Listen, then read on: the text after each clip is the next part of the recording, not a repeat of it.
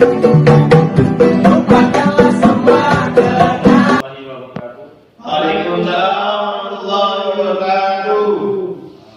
Perkenalkan, nama saya Rizal. Saya dari Kampus Politeknik Negeri Pontianak, jurusan Ilmu Kelautan dan Perikanan, prodi D3 Budidaya Perikanan. Di sini saya semester 5. Saya akan melakukan penyuluhan di desa ini. Baik, terima kasih atas kehadiran semua pada kali ini. Untuk mempersingkat waktu, saya akan membacakan presentasi saya, yaitu budidaya pakan alami untuk ikan.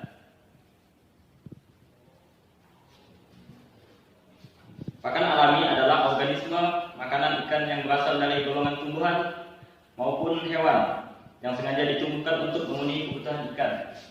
Pakan alami mempunyai bentuk dan ukuran yang berbeda-beda, sehingga tiap jenis dan pakan alami yang diberikan kepada ikan sesuai dengan ukuran buka mulut ikan dan akan diberikan makan kepada ikan tersebut. Untuk mendapatkan pakan alami secara berkesinambungan dan memenuhi kebutuhan baik kualitas maupun kuantitas, menurut waktu perlu suatu perencanaan produksi sesuai dengan jenis pakan alami itu sendiri. Perencanaan produksi atau mencakup penyediaan bahan, alat, tenaga, dan jadwal panen yang didasarkan pada teknik dan metode yang diterapkan, serta tujuan penggunaan pakan alami menurut usaha budidaya untuk memenuhi target produksi. Dalam budidaya pakan alami diperlukan persyaratan operasional dan pengelolaan serta jadwal kerja panen. Berikut ini disajikan teknik budidaya pakan alami dari golongan hewan dan mudah dilakukan oleh petani ikan pembenih dan petani ikan hias.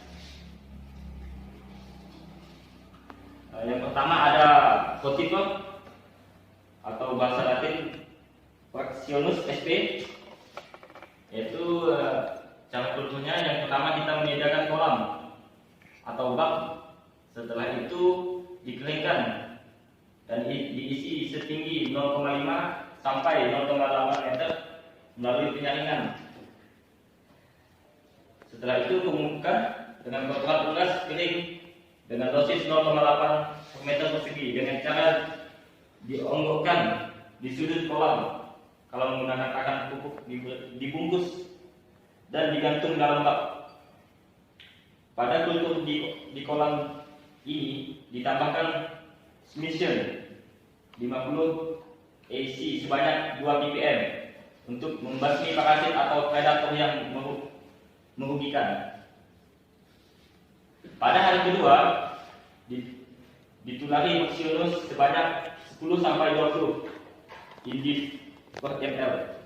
Untuk kultur ini bak ditambahkan dengan Chlorella. Pemanenan dilakukan pada hari kelima setelah pemupukan awal dengan menggunakan planktonet, yaitu penyaring untuk pakan alami seperti plankton. Untuk mendapatkan Fractionus yang berkesinambungan membutuhkan wadah atau bak. Dengan cara ini diperoleh Fractionus dengan kepadatan 40 sampai 70 indif per mil. Yang kedua adalah Moina sp, yaitu budidaya moina dapat dilakukan dengan aerasi serta tanpa aerasi. Dan wadah yang digunakan juga sama seperti yang tadi, yaitu kolam atau bak beton. Setelah itu dikeringkan, diisi air sumur atau air dari sumber air irigasi. Setelah itu dilakukan pemupukan dengan kotoran unggas dengan dosis 1 kg per meter persegi dan pemupukan ulang sebanyak 1/2 dosis dilakukan pada hari kelima pemupukan awal. Penurunan bibit moina dilakukan sehari setelah pemupukan awal sebanyak 30 sampai 50 gram per meter persegi air. Panen mulai dilakukan pada hari ke-5 sampai 7 setelah pemupukan dan pemakaian untuk pemanenan, yaitu serokan dari triling. Dengan cara tersebut dapat dipanen moina sebanyak 400 sampai sebanyak 200 sampai 400 gram per meter persegi. Yang ketiga ada budidaya dapnya SP, yaitu persiapan kolam dan wadah sama seperti yang tadi. Pemupukan dengan kotoran unggas kering sebanyak 1 kilo per meter persegi, dimasukkan dalam kantong dan digantung di dalam kolam. Pemupukan ulang sebanyak 1/2 dosis setelah seminggu dari pemupukan awal. Dan penambahan endapnya sebanyak 30 sampai 50 gram per meter persegi. Air dilakukan pada hari kedua dan panen dilakukan setelah 5 hari, yaitu setelah pemupukan sebanyak 25 gram per meter persegi secara berturut-turut setiap hari selama sebulan, atau panen total sebanyak 600 gram per meter persegi. Mungkin itu saja yang dapat saya sampaikan pada penyuluhan kali ini, dan kurang lebihnya saya mohon maaf. Apakah dari presentasi saya ada yang ingin ditanyakan? Apakah ada yang kurang jelas? Ya, sebelumnya saya ingin memperkenalkan diri saya terlebih dahulu. Saya perkenalkan, nama saya Rio Mangistu, saya dari Tanjung Hulu. Nah, baik, yang ingin saya tanyakan adalah pakan alami biasanya diberikan pada indukan atau untuk anakan saja? Sekian, terima kasih. Oke, sangat bagus pertanyaan dari saudara Rio, yaitu pakan alami itu biasanya dipergunakan untuk apa? Apakah untuk indukan atau untuk anakan? Ya.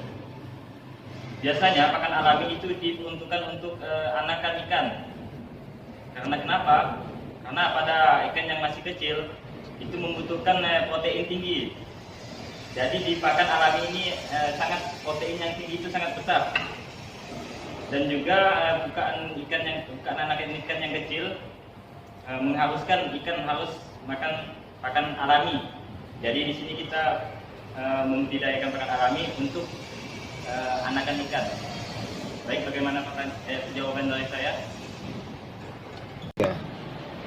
Baik Pak, jawabannya bisa saya terima. Terima kasih. Apakah masih ada yang ingin ditanyakan lagi? Saya persilakan. Saya Pak. Ya. Pertanyaan saya, perkenalkan, nama saya Bedia Pertama, asal Kapasudu. Baiklah, pertanyaan saya, untuk dapnya, bagaimana cara pemupukan sebelum melakukan kulturnya? Oke, pertanyaan dari saudara Beri tadi, untuk dapnya, bagaimana cara pemupukannya sebelum melakukan kulturnya ya? Ya, di sini dilakukan 2 kali pemupukan, yaitu yang pertama dengan memasukkan kotoran unggas kering sebanyak 1 kg per meter persegi dan dimasukkan dalam kantong dan digantung di pinggiran kolam. Dan pemupukan kedua dilakukan seminggu setelah pemupukan pertama dengan dosis 1/2 dosis. Oke. Sekian, terima kasih. Bagaimana saudara Beri? Apakah sudah jelas? Baik Pak, jawabannya sangat-sangat jelas. Oke, terima kasih. Apakah ada yang ingin ditanyakan lagi sebelum saya menutup ini?